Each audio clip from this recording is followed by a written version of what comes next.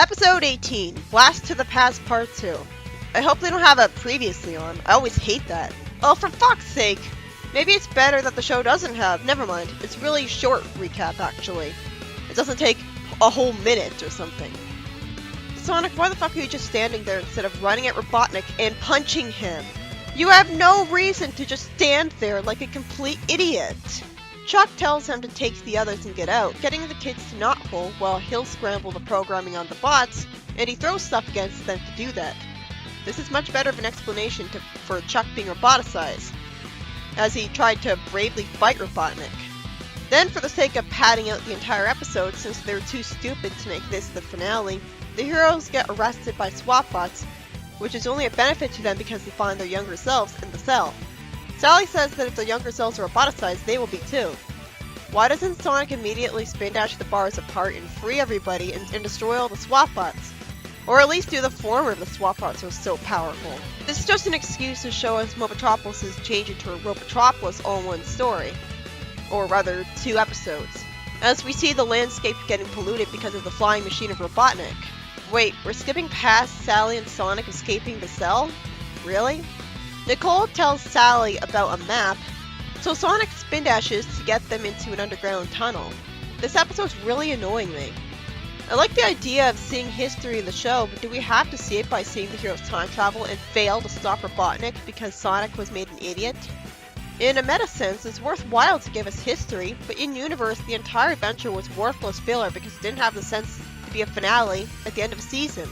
Nicole says she can only shut down the roboticizer for 2 hours.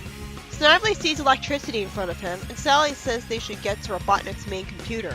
She finds the original roboticizer plans. That's good. She sees the flying machine headed for the Great Forest, which never originally happened. They changed history and risked Knothole never existing. Sally's acting is great here. She does a good job conveying how big the tension is. This got me to wake up finally. They changed history by damaging the roboticizer and thus giving the machine a reason to go to the Great Forest. Why the fuck does Sonic waste time talking to Snively? Just run away immediately or punch him, idiot! Better yet, kill him! Instead, he wastes time letting Snively call security, and Sally lampshades it, and Sonic running away sends away Snively's wig. By the way, I love that Sonic calls him my pronunciation of Snively. What's up, Snidely?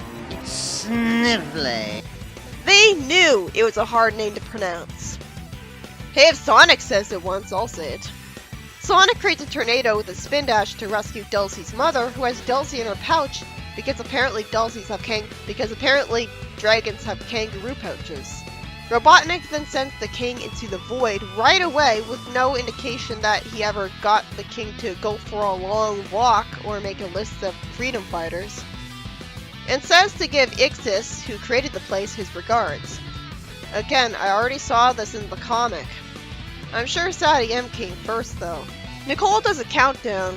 Sonic uses a ring to boost upwards into the air, and then Sonic uses the anti-gravity in his shoes to slow down their landing to get to the flying machine. Sally wants to scramble the brain of the master computer of the machine. Robotnik goes to someone who destroyed a bunch of SWAT bots, a dragon who snorts steam at him. Robotnik naturally wants to roboticize the dragons as a dictator. Again, why didn't the dragons just take Robotnik down? They're dragons! I don't buy that they could have all been captured so easily. At that point, the dragons are like incompatible with the continuity. Snively says he found the escaped prisoners and switches on the camera footage of Sonic. Sonic pulls up a door and closes it on the SWAT bots. They see a flying camera telling them how they knew they're here. So at least their time travel is accomplishing something, but it's not because it's only fixing the mess they made. Dulcie's mother, who I'm surprised we actually get to see in the show since we never did in the comic, destroys the flying machine and saves Sonic and Sally. That was unsatisfying because I wanted the heroes to be the ones to do it. Then the villains are told that the repairs to the roboticizer are complete. Oh, in 20 minutes, not right away. Why did the automated message use the present tense? Then we cut to Sonic and Sally on the ground, and now it's in 10 minutes. Now it's in 5 minutes. I like that Chuck says to Robotnik that he is nothing but scum. Sonic stupidly stops to talk to Rosie. Oh good, they at least start running seconds later, but she still wasted their time. Sally tells the younger selves to go into an air duct, while Sonic creates a distraction with super speed. How did Sonic break free of Robotnik? He runs around him, which somehow electrocutes his fist. I think I completely missed the fact that apparently him doing this roboticized his arm. It just didn't seem very important to me. And the two Sonics run around distracting the SWAT bots while Sally guides away the kids. All this time I'm asking why the heroes can't just go time travel again and get rid of Robotnik properly this time, using a net shooting cannon. They came to time travel completely unprepared. What were they planning to do when they approached Julian? Talk him out of it? Sonic spins around fast enough to break away the stuff blocking the passageway. Sure is convenient Rosie's house in particular has this passageway. I guess it's because it's the daycare house, and so protect the children first and foremost. Sally makes Rosie promise that she'll never leave Knothole. Rosie takes her hands and hugs her. Yeah, also, it was smart that Rosie figured out that she was really Sally. Sally says that worker bots captured Rosie and roboticized her in the forest when they were kids. So she saved Rosie and got her in the show by doing that. They go back to the present, and Sonic has a good point that they didn't stop Robotnik. And for some reason he's confused Rosie's here as his mother figure. At first I wasn't too impressed with this episode because it seemed like the heroes didn't accomplish anything since it wasn't the finale of the show yet. So we weren't taking down Robotnik and moving on to a proper other villain. So instead it's just about the heroes fixing the mess they caused by time traveling to save their younger selves, who wandered off because they got suspicious of them. They shut down their roboticizer, and this causes a flying machine to go try to destroy Knothole like it did all of the green area of Metropolis, but sadly the future Sally and Sonic didn't need to do anything at all to stop it because Dulcie's mom does, who will never be seen again. Although Sonic did save Dulcie's mom in the first place, but again, she'll never be seen again, so accomplishing nothing other than that.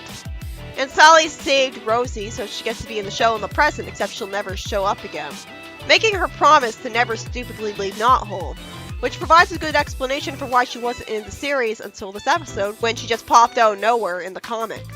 Best of all, Sally got the plans for the original roboticizer into Nicole, so ultimately the time travel story was worth it. It did accomplish something. It might suck if this was the finale, because if they took down Robotnik before he could rise to power, then the heroes wouldn't get the credit for all the plans of his that they stopped after he rose to power, because the whole show would have never happened in universe. But that'd be selfish of them to consider a deal breaker in universe. So what started out as filler ended up being genuine accomplishments by time traveling.